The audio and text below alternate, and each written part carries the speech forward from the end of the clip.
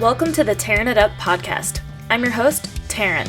We'll be tearing it up, tearing it down, and tearing it apart, dissecting all things related to those who deviate from the standard. From leaders of their industry to leaders of mediocrity, and maybe a gear review or two thrown in. We shoot the shit and let the conversations flow, so if that's not your style, this may not be for you. Otherwise, listen in. Hope to light a fire in you somehow. Hello, everybody. Welcome back for another episode talking about bikes. We are just super stoked to continue talking to people, rad people about bicycling. All three of us today, we've got a guest, Marley, with us, and we all are kind of recent off rides. Marley got off her bike this morning before recording. Amber and I went for a sturdy, dirty pre-ride last night, so we're feeling good. We had some good elevation gain and some sweaty times, but I'm really excited to chat with Marley today about all bodies on bikes, because this is something that has been popping up for me a lot as we've talked about it with a few people, just inclusivity, sizing inclusivity, and things like that. Marley's an advocate for getting all bodies on bikes and in the size inclusivity realm of things as well. And as I've mentioned, as some of you listeners know who've been around or know me personally, I've had issues lately in the last few years with just my body changing and really becoming more aware of where sizes end and where things are just not available. And it's insane to think about people, you know, who have never even really get into some of these things because they were never welcomed in the first place. Where I was here, so I'm staying here, but things are getting harder. But for, like I said, a lot of people, they're just not even able to get into some of these activities, and biking is a huge one for sure for all things. I think probably equipment and apparel. So Marley, I would love for you to tell the people where you are physically right now in the world. Yeah, that was such a fun intro and so many little tidbits that I can't wait to dive into. So good morning. I am calling in, I don't know, it feels like an old school radio show. Yeah, totally. Calling in from Bentonville, Arkansas, which has been my home for about the last 2 years now. Okay, awesome. I was wondering, before we started recording, you mentioned having some history in the Seattle area. So I was curious how long you'd been in Bentonville and what brought you to there. And I'm sure we'll dive all into it, but what did bring you there? Cycling. So the bike world is kind of blowing up here in Bentonville. They're trying to make it kind of an industry hub and a really great place to ride. And so 2 years ago, when I took the leap to make all bodies on bikes and influencing / being a professional athlete my full-time job, I needed to reduce my expenses and go to a place where cycling was kind of exploding and priority for a lot of folks. And so I got a grant. I got a $10,000 incentive grant to move here. And Bravo. It was, thanks. It was, stay here for a year. You get a free bike. I did not need the bike because I'm sponsored. But I got, a free art museum membership or something. And now here I am 2 years later. I don't know that it's going to be my forever home, but we are like so close to hopefully getting some funding that would really make All Bodies on Bikes a sustainable organization. So I think the move in the grand scheme of things is going to pay off, even though it's been a very challenging 2 years. I really underestimated how hard it is to uproot your life in your late 30s and move somewhere brand new. Yeah. Well, I mean, I think that's just a really important thing to acknowledge, that how hard it is to do that. I mean, it's hard in general, but in your late 30s or mid 30s or beyond, you can stick some roots down pretty quickly elsewhere, and it gets harder to just not have a care in the world, right? Where in my 20s, I did that plenty of times, but I just always knew, like, oh, I can come back to my parents' basement where I am right now visiting. But, it's different later in life when you're like, if this doesn't work out, like, what's next? Whereas I used to never worry about what was next. I was like, I'll figure it out. But you're like, well, I'll figure it out, but I have to pay the bills in the meantime. Yeah. Exactly. I have to pay the bills, and just like, building that community, building those friendships it's not impossible. I will say I have an amazing group of friends here, but it's not those deep friendships that I had in Seattle. And that's totally normal. I lived in Seattle for almost 20 years, like I said. And so having only been here for 2 years, you're still figuring those relationships out, but that doesn't make it any easier. I talk with my therapist about it pretty frequently, and just remembering to be gentle on myself that like this was a major transition in my life. And I deeply, deeply miss the West Coast. But I'm going out there on a road trip in a couple weeks and can't wait to breathe in that salty air. And it's going to be so great. Yes, I feel the same. I'm not too far from the salt or anything being in Tahoe, but it's just every time I come home and walk the waterfront here in Tacoma, I'm like, I can smell this other places, but this is like home smell. And Yep. yeah, it's so funny. It's like, I can't believe people don't like this smell. I love it. Arkansas too. A couple years ago, I was at the Outdoor Media Summit, and there was a lot of talk about Bentonville. There was a bunch of stuff going on, and I was in a group with a girl who works for this shop, does the marketing, and she was talking about the biking there, and I was just like, dang, that was never on my radar. I would have never known. It's crazy how big of a hub it's become for cycling, especially. And is that where the Unbound race was? No, Unbound is actually a couple hours away in Emporia, Kansas. The big sugar gravel race happens here. So it's pretty cool. Mountain biking is what Bentonville is really known for, although we're having a bit of a challenge right now. We had a tornado actually come through town on Memorial Day weekend. And so I guess it's been a little bit over a month now. A lot of the trails are still closed, but the gravel around here is also really incredible. It's a small town surrounded by rural farmland, and so any direction you go, there is just a ton of gravel, which is my favorite. Yeah. And relatively flat, right?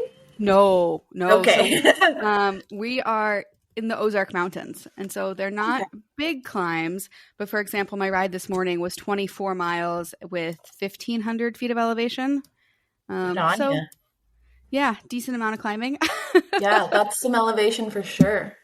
That's exactly the question I had though, Amber, because that's just what you think of being from. We're also a bit spoiled over here in the West, with our mountains, especially where we're at in the Seattle area, having Mount Rainier. We have a 14,000 foot mountain that's basically from sea level, in comparison to like Colorado, and they start at 7,000 or what, and then go to 14.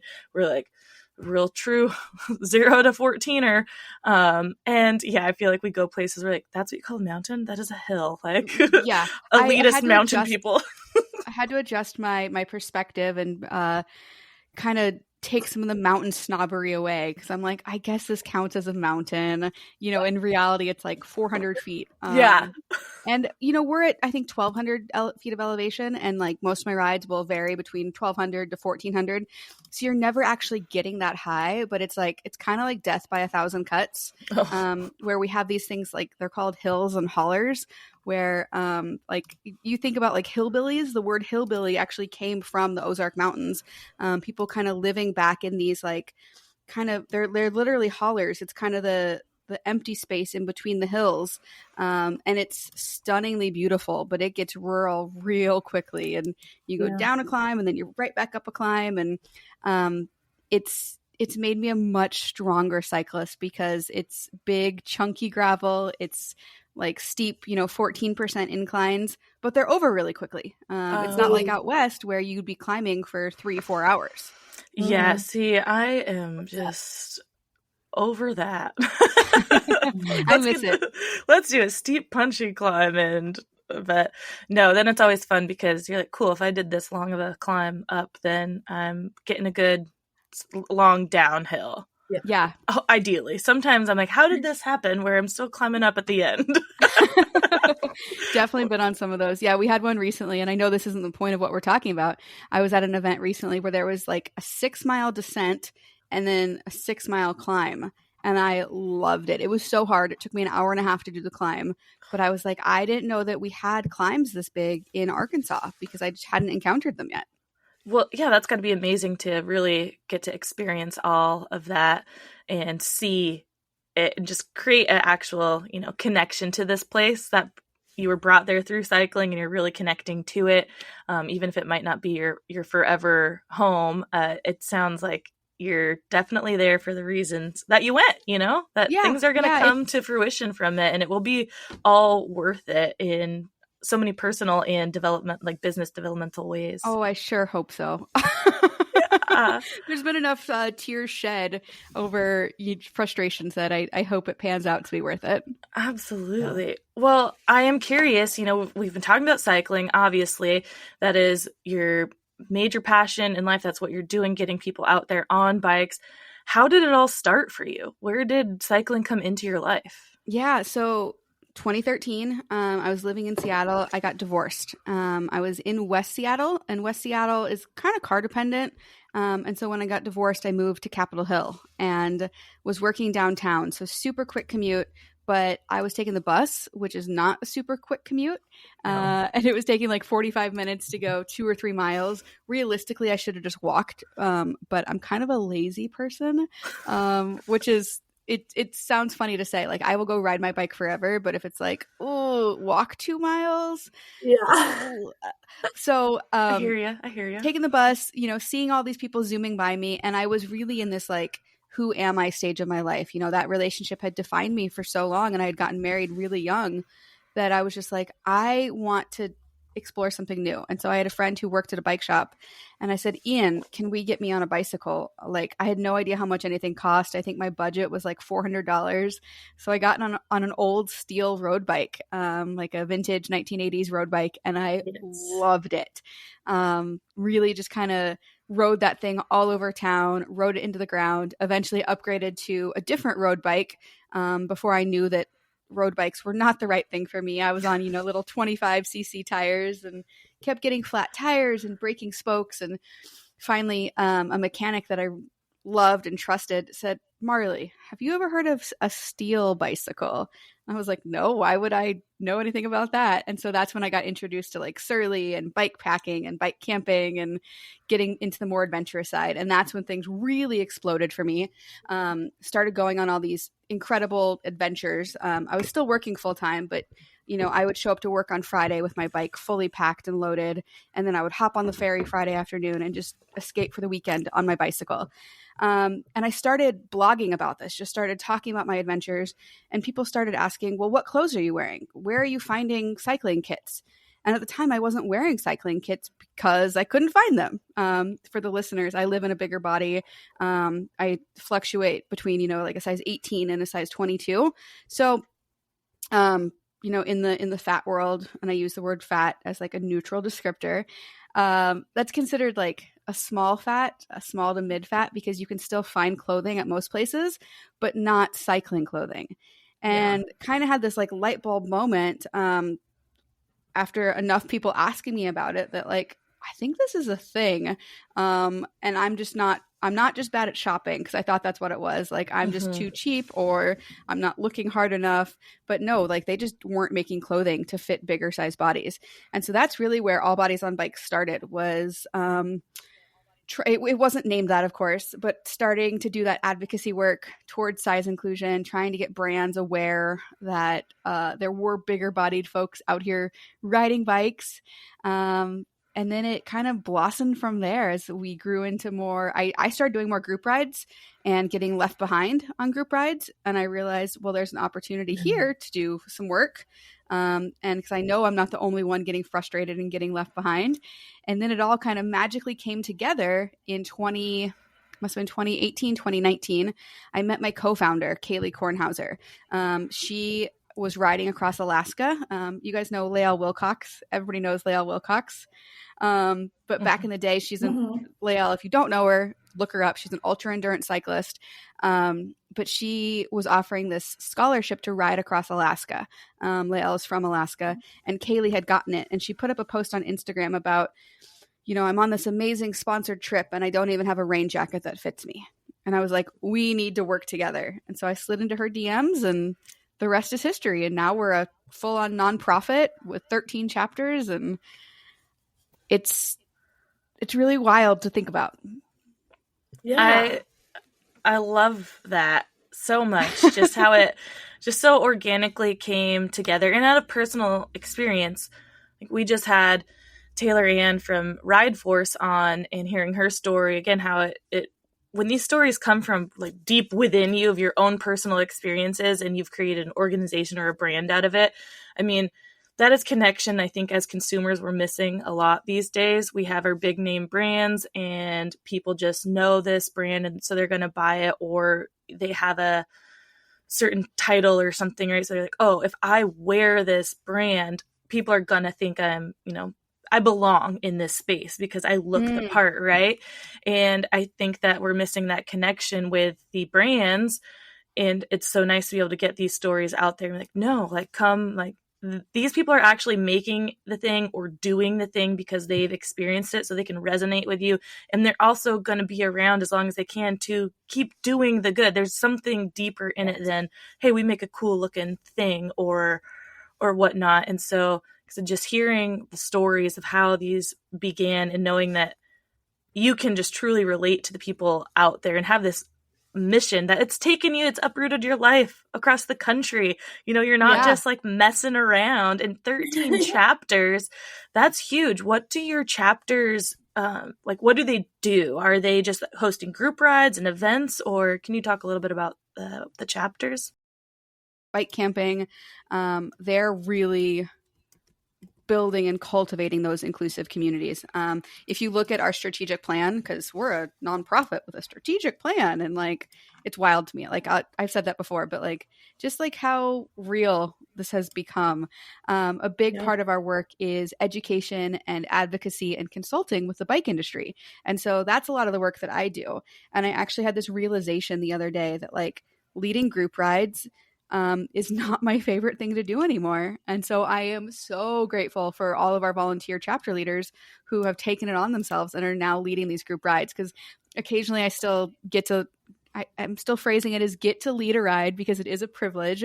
But man, it makes my anxiety go through the roof to lead a group ride, just to be responsible for that many people. Yes.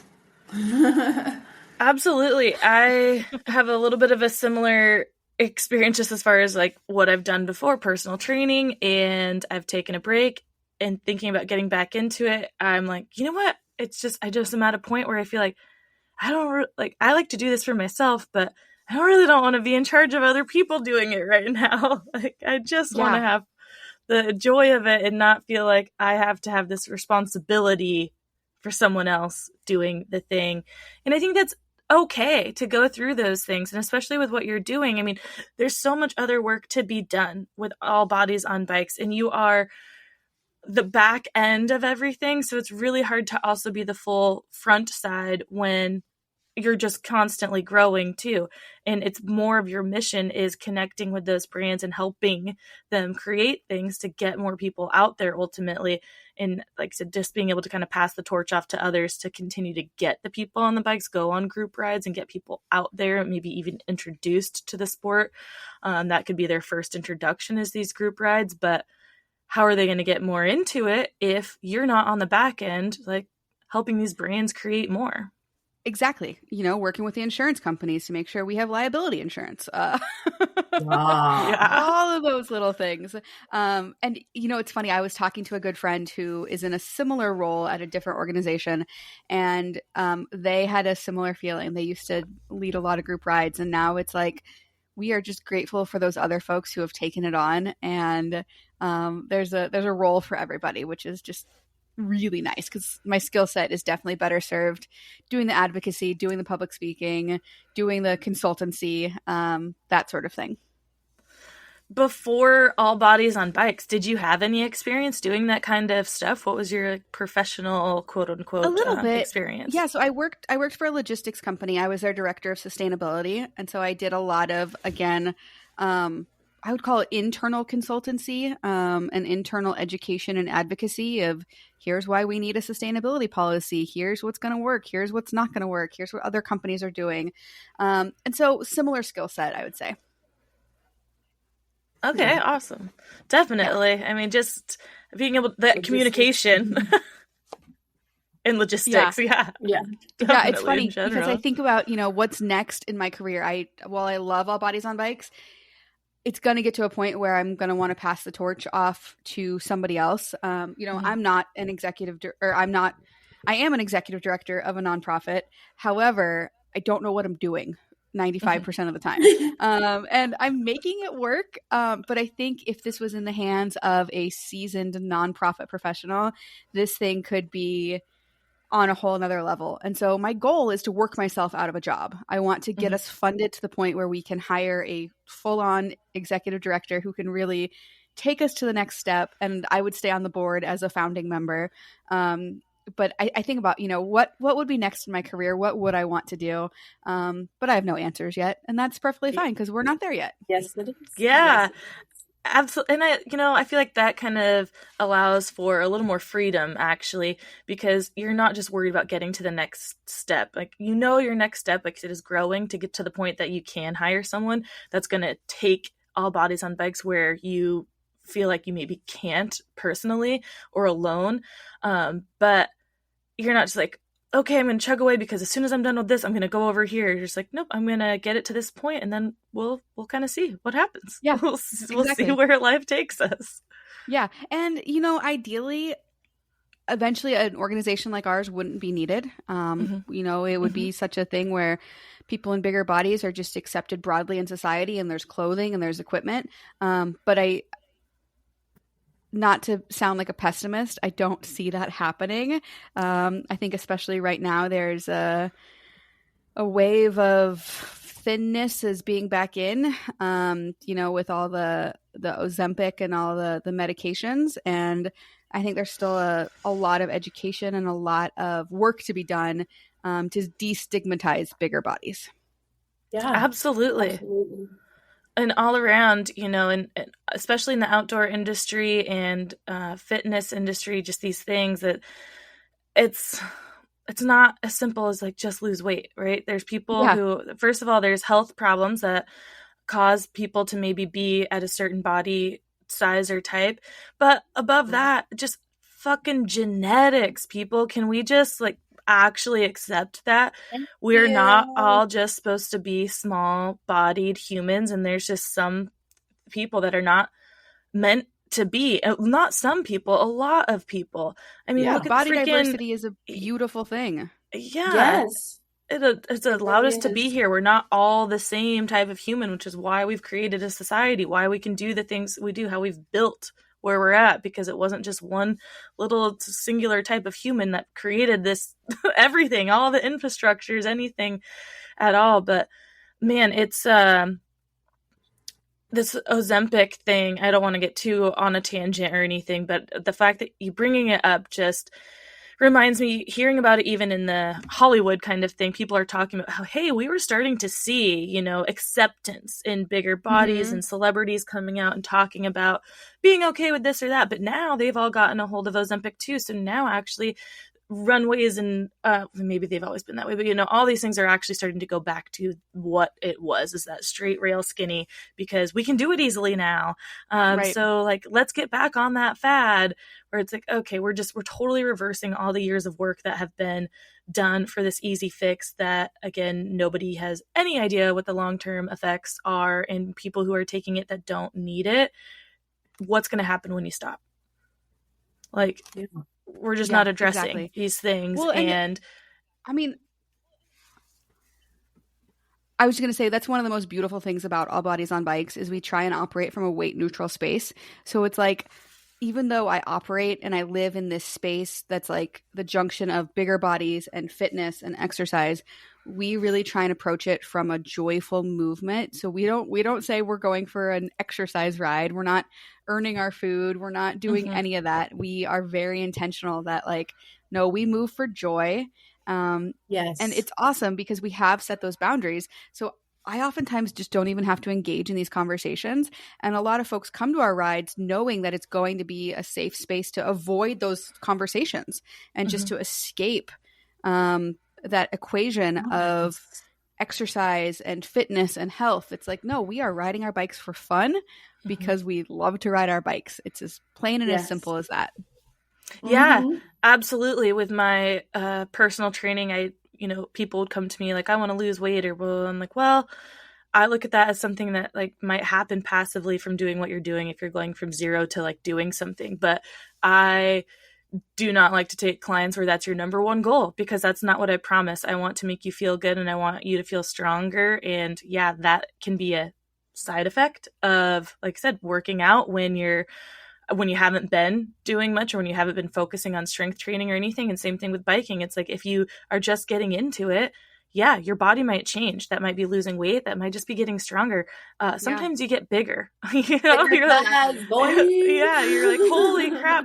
And that's especially the thing too, when people are trying to lose weight. And like, you got to understand, when you're starting to do a new activity, you might get bigger first. And so the scale is just a pointless way to ever think about or know where you're at, because you can be really heavy and just all straight muscle, or you're gaining muscle, so you're gonna be like gaining weight on the scale, but how do you feel inside? How do your clothes feel?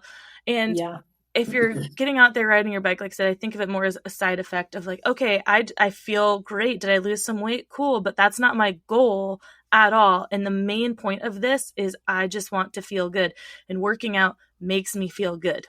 Like riding my bike makes my body feel good. Movement makes me feel good. It doesn't always have to be, now I get to have dessert. I think I lost you guys again. Yeah. That's unhealthy. And I feel like far too many people have that relationship with exercising. It's really bad. Absolutely. Okay, I think I'm back. Oh, yay! Sorry about that.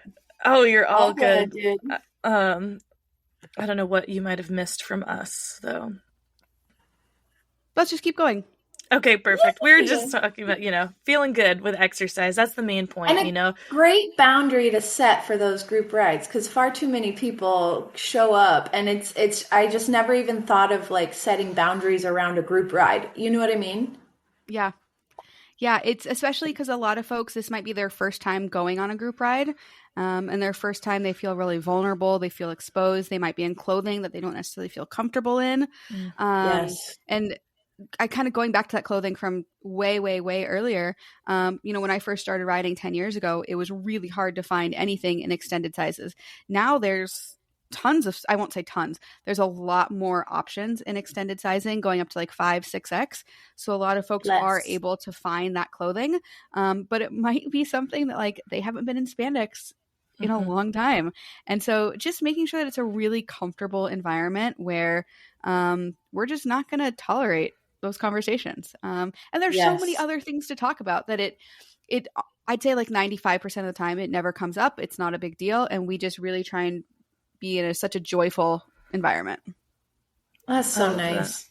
I love that. And I agree with Amber, just the boundaries idea. I'd never thought about it, and it kind of brings to my mind of the first thing I say on a group ride is like, I'm a really slow climber. Like, I just feel like I have to tell people like, hey, I'm going to be super slow. And like, man, I should just stop announcing that. Like, I just whatever, hang back. And if I'm the last one, if a big gap happens, by the time I get caught up, I can easily say like, hey, don't worry about me. Someone's got my phone number, or I have someone's. I'll call if something happened. But otherwise, like, yeah, this is just where we're at. But I feel like, I can't go on group rides because I'm so slow at climbing. But then on the down, it's like, oh, right there with everybody, or mid to front of the pack. And it, like I said, it's an interesting place where it's like those things didn't happen before and now they do. So how do you navigate this space? And there's plenty of people out there in the same situation as I am, that it's not always just an introduction to you're starting out this way, but you may be in the middle of life or of these things and going this route. And now you're like, now what the fuck do I do? I've never dealt with this before. So having these, like something like All Bodies on Bikes, it's just reminds people that it's not just for the beginning of your journey. You could be a well-versed cyclist, and this is still a place for you because it's all bodies on bikes. It's not, hey, just bigger bodies on bikes, right? People need to be on bikes. Exactly. Yeah. And that's been kind of a surprising thing to me, is the demographic that's attracted to us. Like, I knew that we would attract bigger bodied folks, but we're also getting a lot of older folks who maybe can't keep up on the regular group rides anymore, but yet they still love bicycles and they've been riding for 20, 30, 50 years, and they want to still be in community. We get a lot of folks who have chronic illnesses, where they love bicycles, and bicycles are an amazing tool for their mobility and their health, but it might mean that they're going 5-6 miles and that's their top limit, or they're using an e-bike. And a lot of e-bikes aren't, or a lot of group rides don't allow e-bikes. We do, because we don't see it as cheating. As long as people can go our very casual 8 miles an hour, they are welcome to ride with us. And so, yeah, it really is all bodies on bikes. One thing that we try and are trying to be better about is partnerships. A lot of our leadership is white. A lot of our leadership is queer, so not necessarily all cisgender, but just trying to be aware of that we don't necessarily fully represent everybody. And so how can we do partnerships, with like maybe Black Girls Do Bike, or we just had one in Arkansas with Latinas and BCs, which was really fun, to make sure that everybody truly does feel welcome. That's so important. It is. And that's amazing too, just thinking about, partnerships rather than how do we welcome and how do we represent everybody? Like, you don't have to. And that's something I think we forget a lot too, as society and, business owners trying to start businesses or anything. How do we appeal to everybody, even with the podcast, right? Like, how do we get this person, that person? Like, well, no, like, we have our audience. It's okay to have a target audience and to stay within that. We don't have to do everything because we're not for everybody. We're just not going to please everybody anyways. So why would we even try to? And there are people out there who are, so just working together, again, cohesively, especially in these industries. And if this is truly your main goal, then you want to work with them, not just compete against them. Like, oh no, we're going to take that target, that audience. Like, that's ours. Like, no. If the true point is to get people outside, then we all just need to work together to do it, instead of constantly have this competitiveness about us. And so same thing when it comes to like apparel, right? It's interesting, you see, because this company over here starts making a bigger size run. So then this one does over here because they want the people. But it's like, well, that does kind of work out for us. Exactly. Yeah, it's a benefit to all of us. There's still the challenge of the vanity sizing, where somebody who normally wears a medium or a large is suddenly finding themselves in a 2X or a 3X. And it's like, well, that didn't really solve it. But I think it is getting better. Shout out to my sponsor, Shredly, who I believe is going to be at the Sturdy Dirty this weekend. They make everything in size 0 through 24. They were the first ones where I went to Rome Fest, and I was actually able to try something on and walk away with a pair of shorts. I was like, what is this voodoo magic that's happening? Life. Yeah. And now I want that for everybody. I got to be at their booth at Sea Otter, and just to have so many other folks have that similar experience that we've typically been left out of. You walk by all these trade show booths and you're like, they don't have my size. They don't have my size. And it's like, no, we do have your size, and it's going to fit you. It's really exciting. I love that. We just, again, talked about this last week, and it was with Shredley specifically because I saw them in REI. I didn't know that they were in REI, but I was like, oh my God, this is so exciting, because they had the romper. And of course it's REI, right? So I didn't expect them to have the full size run of Shredley. I knew what they offered, but they had an extra large. And I was like, oh, that's even surprising, honestly. I look like in this romper. So I tried it on, and it was a little bit snug. It was a lot bit snug in the waist, but felt super good still, like super stretchy. I loved it so much, but I just wanted a little more breathing room.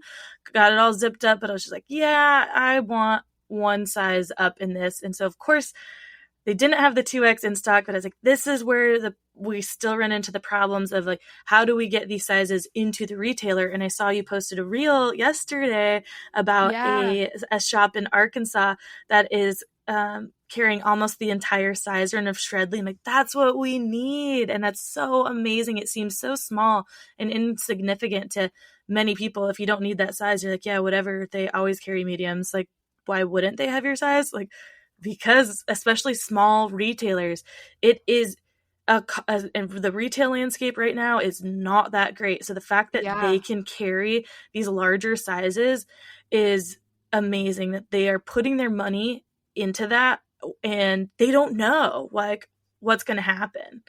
It's Yeah, not a guaranteed sell right now. it's a big commitment. And honestly, it's so frustrating that retailers like REI who have that capital are not doing it, because they, Mhm. they came out, I forget if it was 4 or 5 years ago, with this commitment to size inclusion and to inclusion on other fronts. And you go into like the athleisure area and I can get a million cute workout tops in my size. Mhm. I can finally find base layers there. They're getting better in the normal clothing. I say normal in quotes, but like, the everyday activewear. But when it comes to the technical stuff, the Uh-huh. skiing, the mountaineering, the climbing, the swimming, the biking, they're not carrying extended sizes. And it's so frustrating. I actually had a call with their director of merchandising on this exact topic. And, he told me all their reasons, and it makes sense from a business Mhm. perspective, but I still don't like it. Yeah. Yeah. We still have to do something about it. It's like, yes, we can understand the risk and your open to buy isn't there, just this, that, and the other. And so there is room for how can brands and retailers work together on things, some kind of like consignment type situations. Like, okay, if you don't sell it, we will, as the brand, take it back. And this also Yeah. comes into so many, it's a rabbit hole of, well, let's stop every new season is a brand new color and something has to be 50% off. That's what makes things hard, is this whole bigger picture of the retail landscape. Like I said, people have to mark things off on sale. So retailers are in a time crunch to sell the thing. So they can't really always experiment too much, especially in years like the last couple we've had.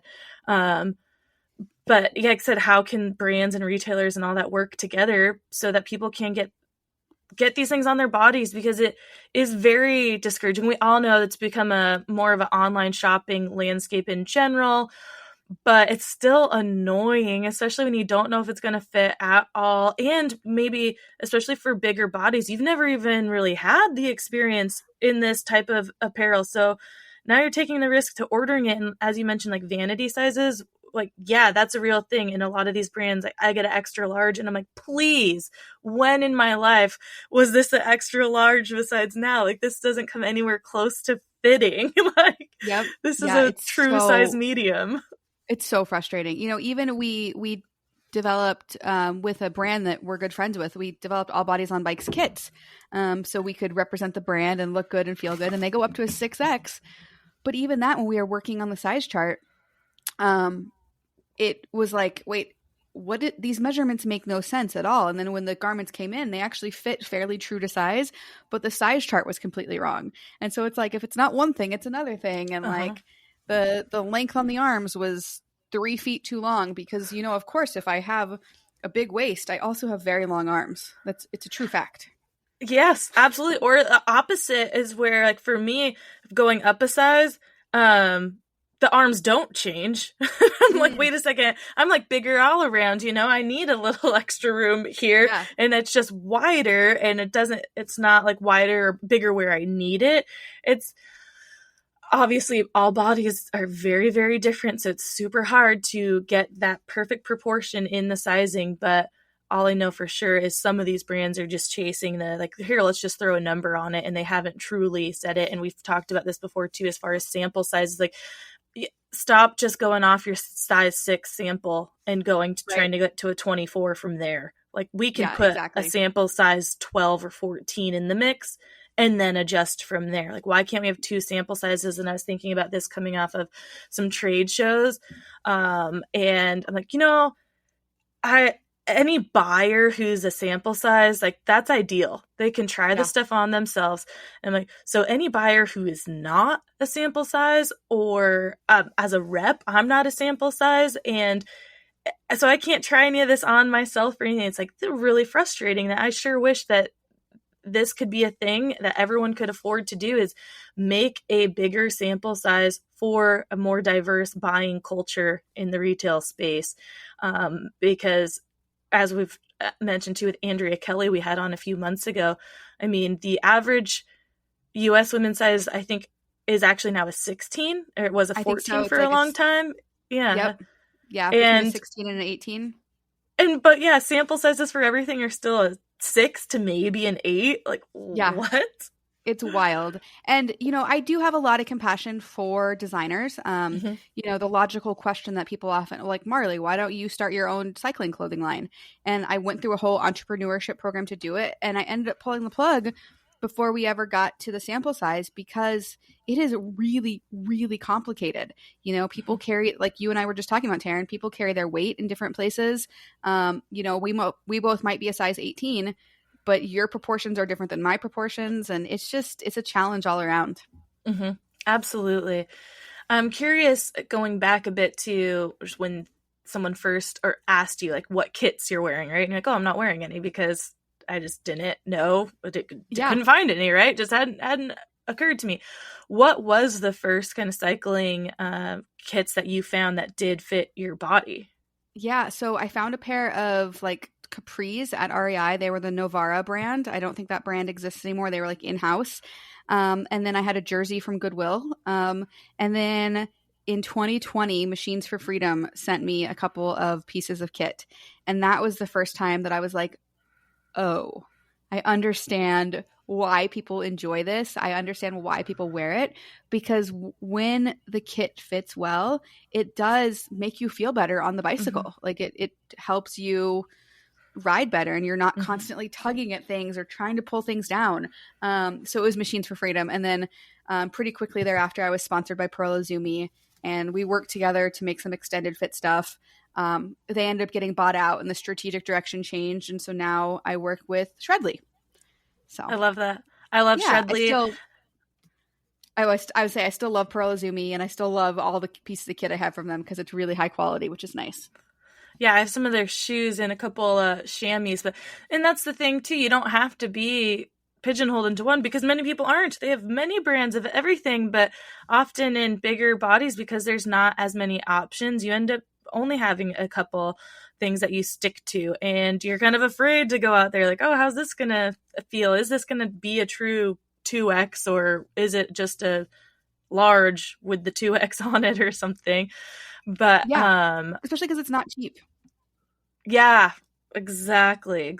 And that's also, again, why if we can get more in stores where people can actually try it on, feel the material, I mean, it makes a huge difference. Obviously, even trying them on isn't going to give you the true idea of how it feels cycling in it. You notice things like, oh, I never would have thought it rubbed there, or like it's creeping up here or something like that. You're not going to know until you truly try it out. And that goes for everybody, any size, but that's just the nature of the beast in general. But excuse me, when did you come on with Shredly? It was this year. Cool. Our sponsorship became official this year. And it's really fun. We've got a little capsule collection of 10 or so items that I worked with them to put some fun little manatee pattern on. Last year, somebody called me, they said I had the fitness of a manatee. And at first I was really offended. And then I was like, wait a second. Manatees are really dang cool. They're like the experts at energy conservation. They can go from 4 miles an hour to 20 miles an hour. Like, heck yes, I have the fitness of a manatee. And so now it's incorporated into my clothing line with them. And we're doing more next year too. So that'll be really fun. I love that so much. Yeah, my first thought would be like, I'm like, what? I'm offended by that. And I love that you found the good in it for sure. And now it's kind of like a spirit animal of sorts. But that's so awesome. I've been seeing your stuff with them and your new collaboration, or like your collection, right, where you picked your favorite pieces from Shredly. And I mean, that just honestly helps so much, just to see a person and I'm like, oh, I mean, I was very apprehensive about the romper and trying it, like, oh, I'll give it a go, but I just have problems with that anyways, like one pieces and just torso length, all those things.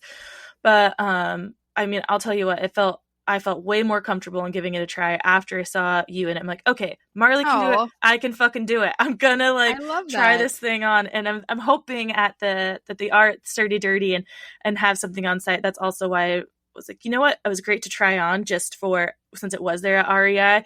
I'm like, I'm not even going to order one online, because if they have one at the Sturdy, I'd love to try it on there and just be able to actually make the connection in person and buy it from them there. So I'm excited to hopefully see them this weekend and some other brands. You'll have to tell them I say hi. I definitely will. I tried to reach out to see if they were for sure going to be, or who was going to be there, but said we'll be there Friday. And so if they're there, we'll see them and Yep, hopefully they have should some be there. time to chat. And it's the 10-year anniversary of the Sturdy. So they're doing a lot of fun things this weekend. And I'm like, they were there last year. I don't know why anyone would want to miss the 10-year anniversary if they didn't have any other conflicting scheduling. But before we get out of here and let you go, I want to keep us to our time here. Is there anything that you want the people to know? Anything we didn't touch on that you got to get out? Oh gosh. I don't think so. I think we talked about a whole lot of stuff, and it's been such a fun conversation. Yes, I've loved it. And we could go on and on about so many things, but I've loved hearing about the start of All Bodies on Bikes, where it came from, your experience in the cycling industry, and what you're doing. Like I said, it's not all about bigger bodies. It's about everybody, and including folks from all walks of life, really, because cycling is just so fun, and there's so many purposes of it, whether it's transportation, just for fun, fitness, competitiveness. It's truly is, there's something for everybody in this industry. And we've been talking about biking so much in the last few months because Amber and I are just so in love with mountain biking, and I'm trying to get into gravel biking. Well, Marley, it's been really great to talk to you. Real quickly, will you just let the people know like the best places to find you, whether that's on Instagram or your website? All this will be linked in show notes, but I always like to hear from the guest where they prefer people find them. Yes, you can find me on Instagram. If you look up Marley, Marley, and then B, Marley Blonsky will pop up, or look up All Bodies on Bikes. And all of our chapters also have Instagrams. And then allbodiesonbikes.com, we keep pretty up to date with all of our events that are going on there. And we'd love to see you out at a ride. Yay, awesome. Hopefully we can connect in person sooner than later. And it was, again, so great having you. Thanks for sharing your story, and we will talk soon. Thanks so much, Taryn. Thanks everybody. Bye. Bye. We hope you enjoyed this episode and would do us a huge favor, since we don't have any sponsors or anything like that, and would rate and review us on whatever platform it is you use, Spotify, Apple, Stitcher, whatever it is. And if you're listening and downloading just through the website, tearingituppodcast.com, leave comments. We'll definitely engage back with you. And on social media right now, we're just on Instagram. Tearing It Up Podcast is the handle. Like the post, share the post, comment on the post, whatever it is you got. Show us your love so we just stay relevant and show up in the rankings at all. So again, rate and review, please. And we'll see you next time. Thanks.